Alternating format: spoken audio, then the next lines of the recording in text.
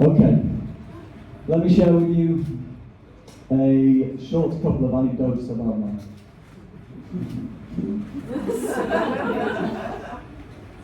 Not actually bad. Okay, so the first one is a bit of family folklore around Mark's early education. As a toddler, Mark attended a local nursery, and one morning, after an hour or so of building blocks, story time, making animal noises, you used to be so good at them. What noise does a performing monkey make? Okay, and so after making animal noises and whatever other educational gems were being imparted to those early to mid-90s toddlers of Sheffield, Mark decided he was all nurseried out for the day. At around 3 or 4 years old, he managed to evade detection and sneak out the room, past some child-secure doors, leave the building, again bypassing supposed child containment perimeter, and exiting anterooms of what I believe was a church. I won't speculate as to the compunction to escape a church and what it may tell you about Mark. But nevertheless, once free from the tyranny of his supposed preschool oppressors, he proceeded to cross a road and walk himself all the way back home. Mum was fortunately home and saw the top of this little blonde head bobbing about through the glass in the door. She let him in, asking Mark what he was doing, and he simply announced, "I've finished."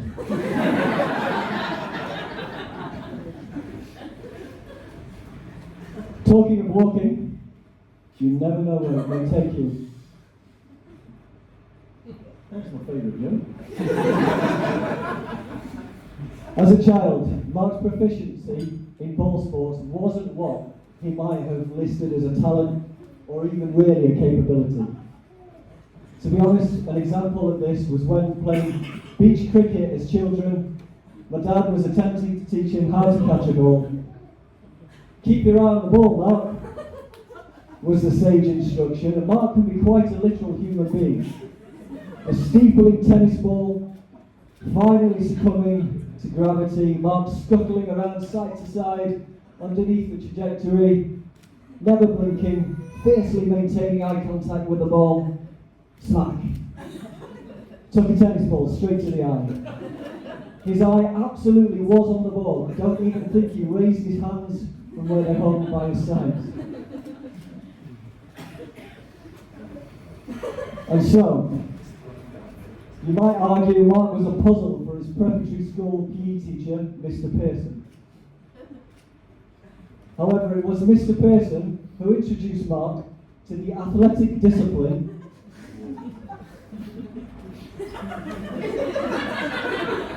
of race walking. It's a real sport. For those of you unsure of what race walking is, no? We're going to invoke a little bit of audience participation. So, when not delivering best man speeches, I do coach a little bit of athletics.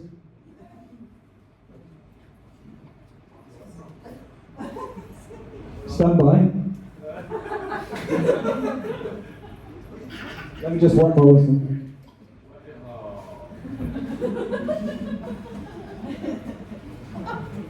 Okay, so those who have no mobility issues and no concerns, if you're able to stand, do so. This is most of the room, come on up and get. Good stuff, thank you very much. Okay, so race walking. It's all in the hips. The first rule of race walking is you can't have 2 feet off the ground at one time, because if you have 2 feet off the ground at one time, what are you doing? Flying. Yes, thank you, Martin. Correct. Or floating. Okay, so everybody, you've got a helium balloon attached to a string, sat on the top of your head. You're nice and upright. Okay, some of you aren't looking so athletic in tailoring, I'll be honest with you. But pretend we're doing sport. Okay? So you're nice and upright. You're going to have one braced leg in front of you, with your toes pointing skyward. Just mind your hamstrings. And with a roll of the hips, you're going to come through to the other leg. Now don't you feel like you need to move? Excellent. Okay, so that's race walking. And now you know how to do it. We were going to have a race, and then I saw the room and I was like, we don't really have an athletics track in a wedding venue, this is odd. So, thinking on my feet, we're going to use this little runway of where I am. I want each table to nominate a tribute and send your tribute up to the front.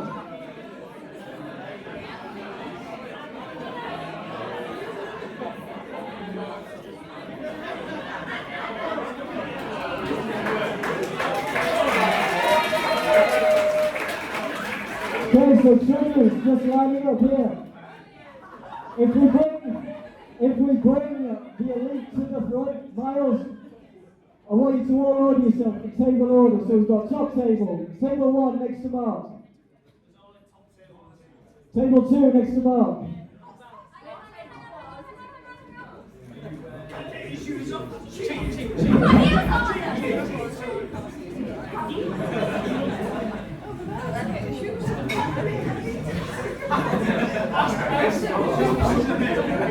I really didn't expect how competitive this was going to get straight from the off. So, table 2 next to Mark. Table 3. Yes, table... We'll swap then. I want you in numerical order, please. Okay. 1. Thank you. 2, 3, 4. Okay, Dave, what are you? 6, table 6. Table 8. 7, okay, so if you can order yourselves. So, we've got top table, what's your name? My name's Mark. Ladies and gentlemen, Mark! Table 2. Helen. Make some noise to the tables, there are prizes. Table 3. My name's Alex. Table 4. Table 3. This is why I don't do maths. Table 4. Okay. Table 5. Table 6. Table 7. You've got good support there. Table 8. Okay. So after each other, you're going to walk up to Miriam here, you're going to turn around, you're going to race walk back. You're not allowed to run, levitate or fly. Ladies and gentlemen, start making some noise in 3, 2, 1. Go on now! Alright, on the same back. On the same back. Helen, let's go! Guys, chill your tables on! Guys! Engage your arms, mate! Engage your arms! Miles! Oh! Let's go, let's go!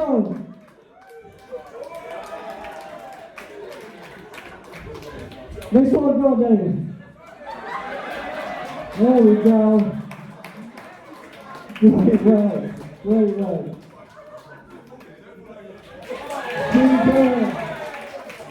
Lovely stuff. Let's go. Keep making some noise, folks. Superb. And finally.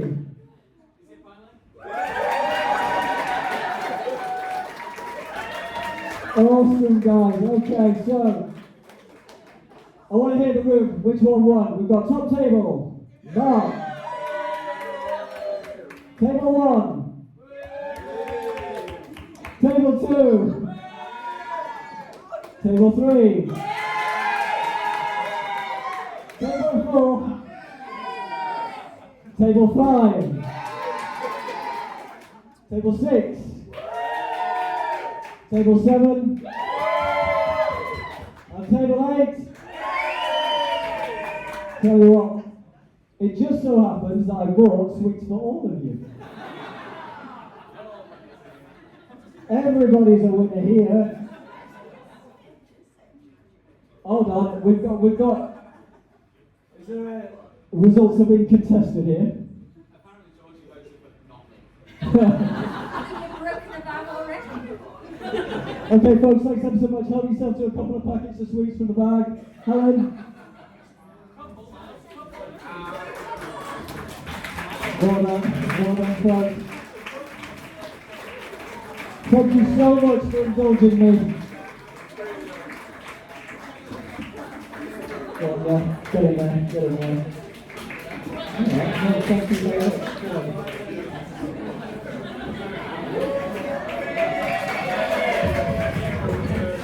Okay, so now, I reckon most of you are familiar with what race walking is, and that it is actually a real sport. Okay, I just want to finish that section by saying Mark wasn't just a race walker. He did go on to represent both Sheffield and Great British teams. And after a bit of research, I found he still holds 7 records to this day, from under 15 boys to under 20 men over 3,000 and 5,000 metre track distances, as well as 5k road and 10k road. Don't tell me you haven't Googled yourself.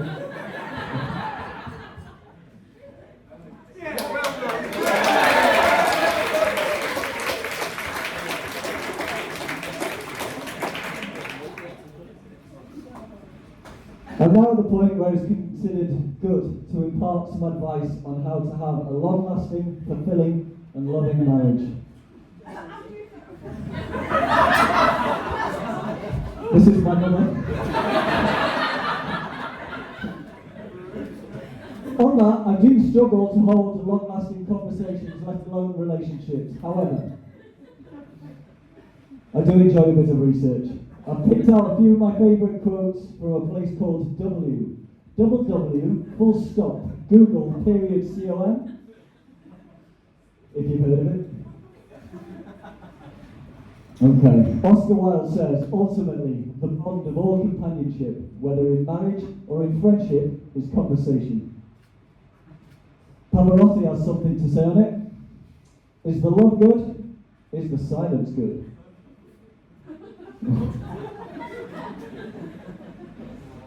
And then the renowned Lever, Friedrich Nietzsche. It is not a lack of love, but a lack of friendship that makes unhappy marriages. It's not just jokes. Marriage is not a noun, it's a verb. It isn't something you get, it's something you do. It's the way you love your partner every day. And that's Barbara DeAngelis. I don't know who she is, but it's a really nice quote. I'll make the baby laugh. Ursula K. Le Guin, from the Lane of Heaven book. Love doesn't just sit there like a stone. It has to be made like bread, remade all the time, made new. And finally, Audrey Hepburn says, the best thing to hold on to in life is each other.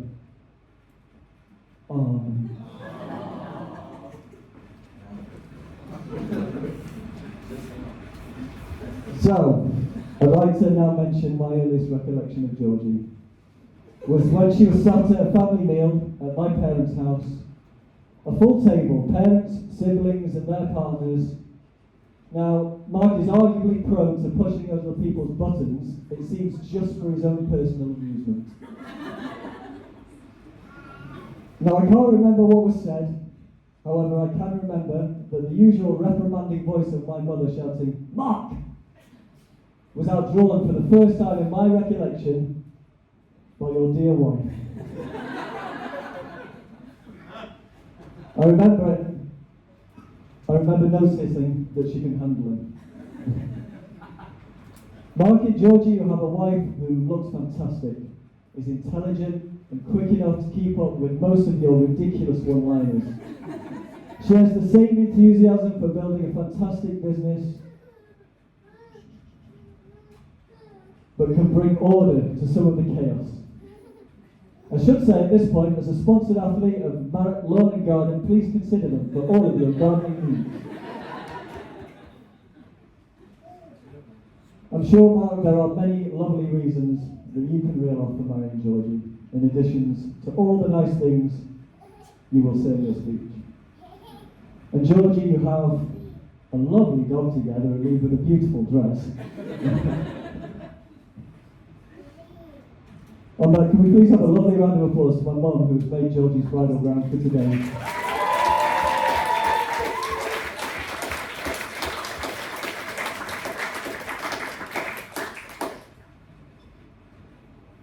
Okay, so this worked really well in my head, and then I thought trying to describe a real niche bit of audio-related physics to a room full of people with various skill sets might be really challenging. But let's have a go. So the way I see you both working together is like an audio engineering process called dither. So dither, in the realms of digital audio, is a process applied when multiplying the sample rate of digital audio, which converts a smooth sine wave into digital steps or a sample. Okay? This sample can be perfectly functional, but it's completely missing nuance, depth, and character. So noise. You know noise, that shh sound. For those of you that do remember falling asleep in front of the television and seeing that white snow, that's noise. Okay? And that's added to help reintroduce those lost elements and that character of the audio signal. Mark, you are a rudimentary set of binary information. And Georgie, you're noise. That is to say, together, you and Mark help each other to be better, more coherent, beautiful, and nuanced. Pull that out of the flag. Right then, bridesmaids. Helen, Joanne, Josie, Amy, Holly, and Maid of Honor Rosie. Can we get a big round of applause for the bridesmaids?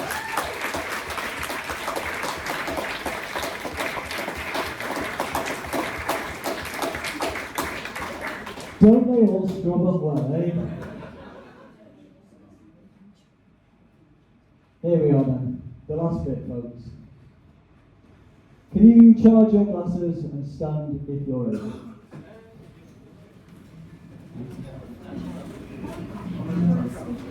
It's not my own name. I'll have the name. And can I quickly ask if your name begins with a letter in the first half of the alphabet, just hold your hand a little bit like this. And if your name's around the second half of the alphabet, same position but holding your hands together.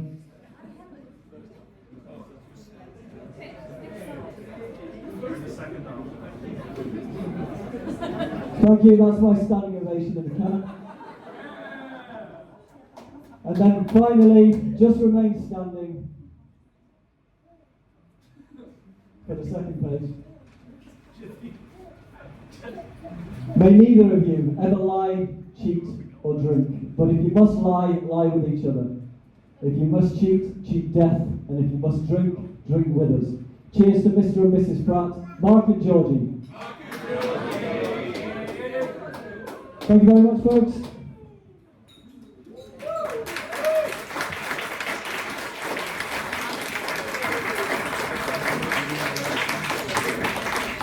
Where is Mr. MC News? Thank you very much, John.